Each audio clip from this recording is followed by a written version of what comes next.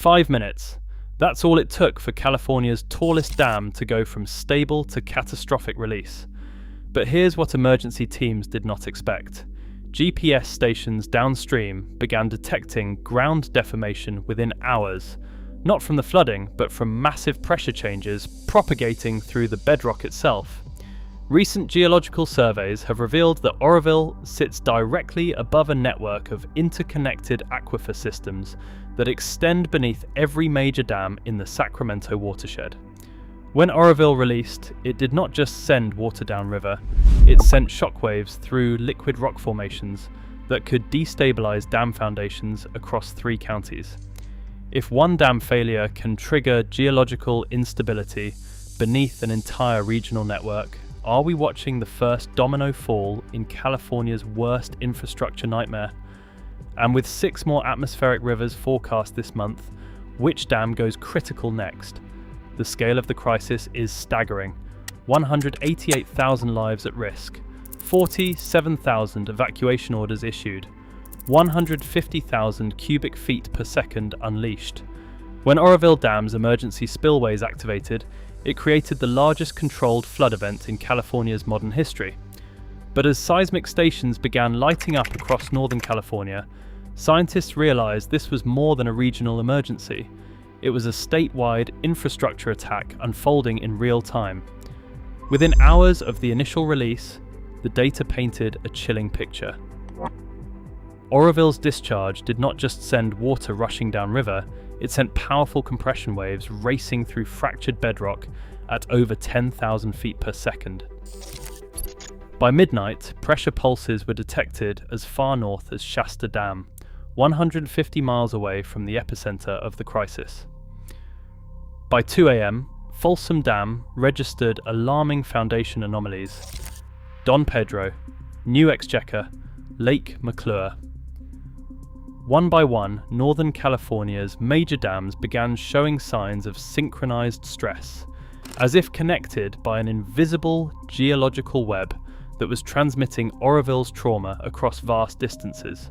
Dr. Ellen Moreno, a leading geophysicist at UC Davis, puts it bluntly: Oroville rang California's infrastructure like a bell, and every major dam in the Central Valley is now resonating to the pressure waves moving through the bedrock.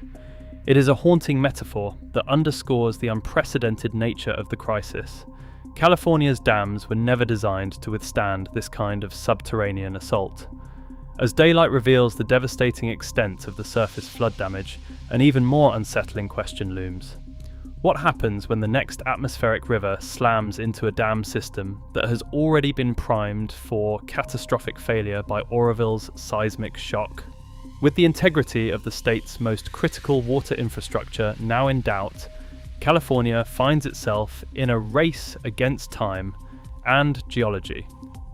To understand how a single dam failure could create pressure waves capable of threatening an entire watershed, we have to look deep beneath the surface of the Central Valley into a labyrinth of fractured rock layers known as the Great Valley Sequence.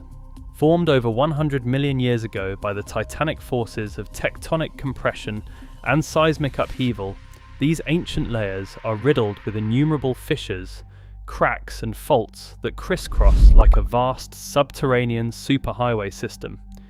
It is a complex geological puzzle that scientists are only beginning to unravel. California's dams do not just sit on bedrock, they are embedded in a geological circulatory system of almost unimaginable scale and complexity, explains Dr. Adrian Valdez, a hydrogeologist at Stanford University who has been studying the Central Valley's underground structures for decades. Water pressure does not just push downward, it diffuses horizontally, following these labyrinthine fracture networks, like they are high-pressure pipelines. And that means a major pressure spike in one dam can almost instantly impact other dams that appear to be completely isolated on the surface. Imagine California's watershed as a massive subterranean musical instrument, with each dam acting as a different key. Oroville's catastrophic failure did not just play its own ominous note, it sent powerful resonant frequencies racing down the state's geological keyboard, creating harmonics and feedback effects that are still building in intensity beneath the surface. The data is profoundly unsettling. State-of-the-art seismometers are picking up rhythmic pressure pulses, moving from Oroville to Folsom to Shasta and back again in a kind of geological feedback loop, creating standing waves of subterranean stress beneath critical infrastructure. Advanced modelling from the United States Geological Survey shows these subsurface pressure webs growing stronger and more efficient with each passing hour, almost like a living circulatory system that is learning the most efficient pathways to transmit stress across vast distances. The scientific consensus is chilling. California's dams are now locked in a cascading geological chain reaction that is evolving in real time. The longer Oroville's pressure waves have to reverberate through the state's subterranean fracture networks, the more likely they are to find and exploit hidden weak points that could trigger catastrophic secondary failures.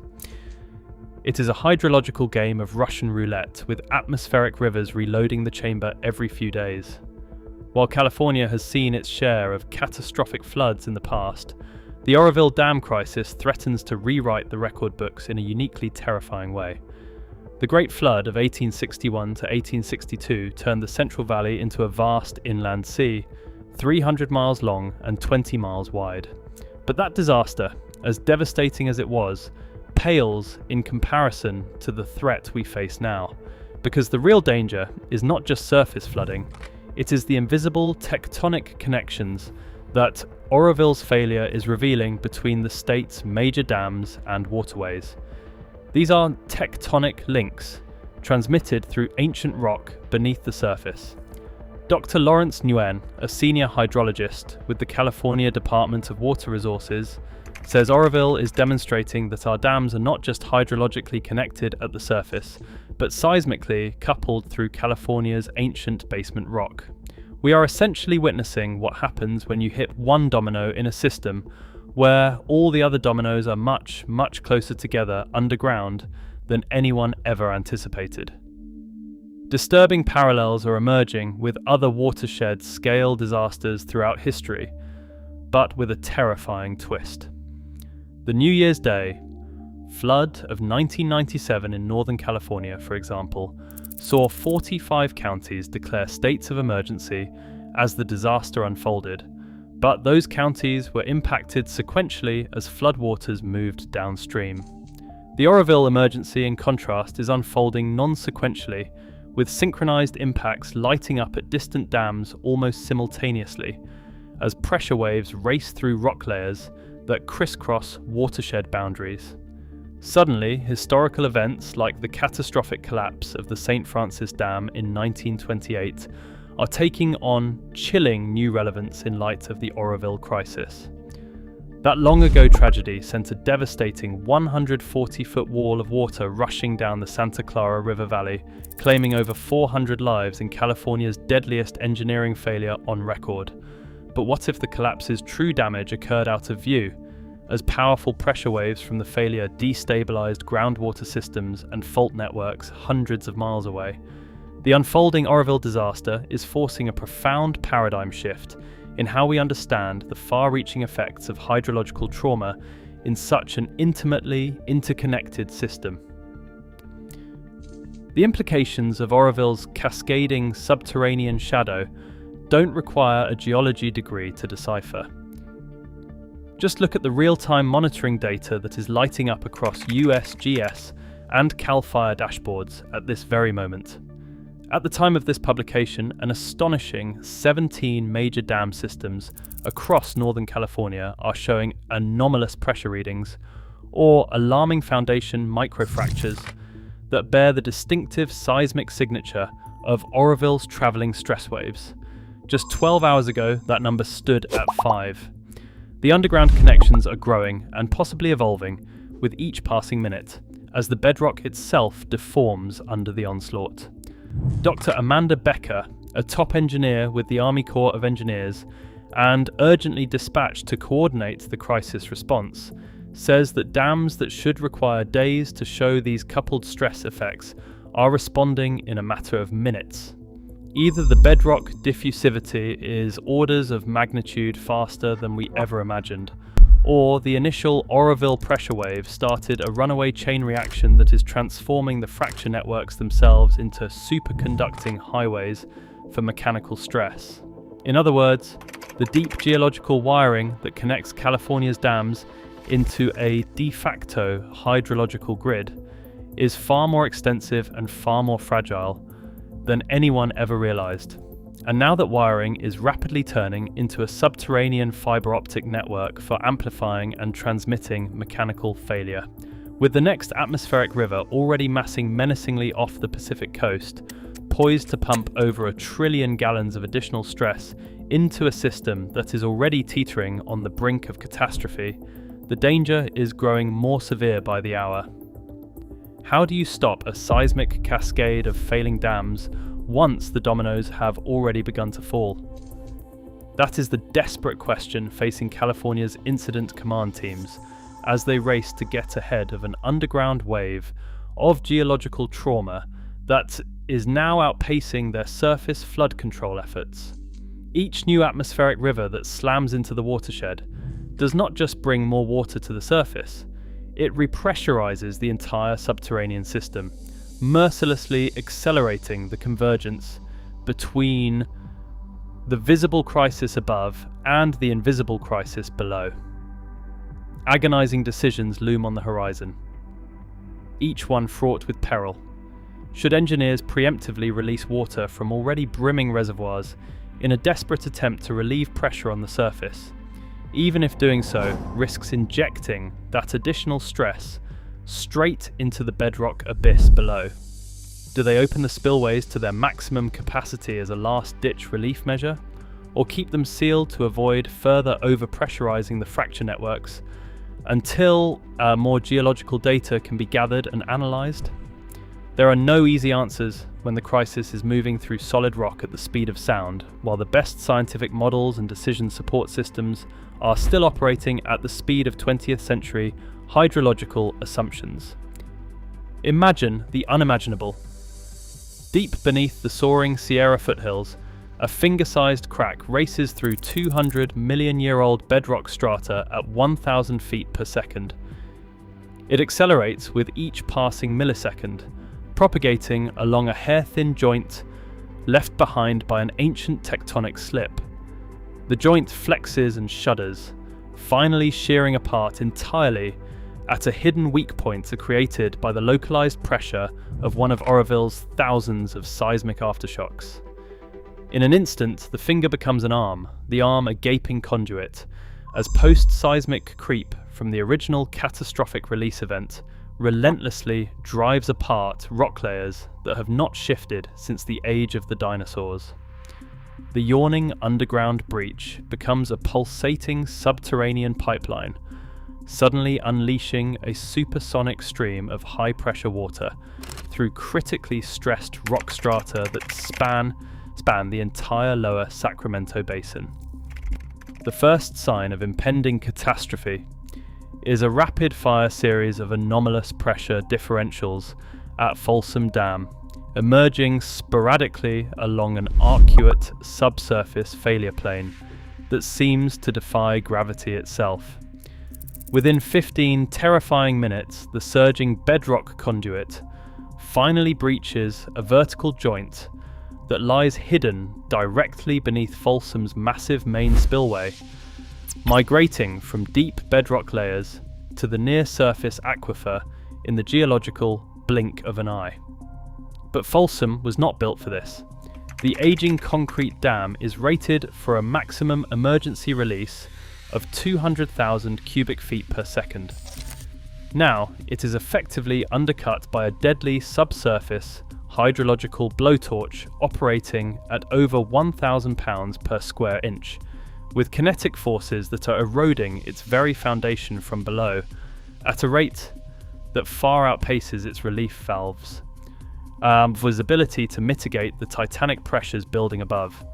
Something has to give. In the next 10 seconds, it finally does.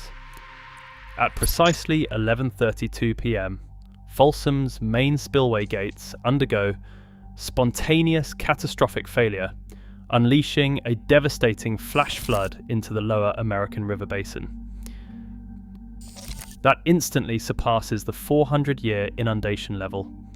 Within a mere 5 minutes, a crushing torrent, equivalent to 1 million Olympic swimming pools of fast-moving water, is racing toward downtown Sacramento at a terrifying 40 miles per hour. USGS. Instruments record an instantaneous 15-foot stage rise at the Fair Oaks River gauge. Levees are overtopping from the confluence of the American River to the Interstate 5 bridge within seconds. For most of the capital region's population, evacuation is no longer possible. The city has a scant 30 minutes before it disappears beneath the turbid waves, in the most violent and sudden urban deluge in American history. And the true nightmare is only beginning. Because even as Sacramento vanishes beneath the churning floodwaters, the deeper seismic coupling between California's vast dam network and the full fury of its restless prehistoric rockscape has only begun its catastrophic dance. The dams are failing, the bedrock is shifting, and a primeval hydrological monster is awakening beneath the Central Valley after eons of slumber. The Oroville Dam catastrophe and the nightmarish spectre of statewide infrastructure collapse that it raises are not hypothetical doomsday scenarios or the stuff of dystopian science fiction. They are unfolding before our eyes in real time, brutally exposing the fatal hidden fragility of our most critical water resources and forcing a wholesale reevaluation of the seismic resilience of the aging concrete colossi that we so blithely assumed would stand astride our watersheds forever. But in the end, no amount of engineering prowess or hydrological hubris can hold back the inexorable forces of geological time. We are not the masters of this domain. We are its unwitting prisoners. Oroville is a stark reminder that our dominion over the earth is far more tenuous than we ever dared to imagine, and the great quaking beast below is stirring once again, shrugging off our feeble efforts to shackle its titanic power with a contemptuous rumble that echoes across eons. Keep watching this developing story as this channel continues to track all the latest data from the front lines of the unfolding crisis, while California races against time to solve an existential riddle written in the living stone, a riddle whose answer may already be etched deep in the bedrock of our hubris.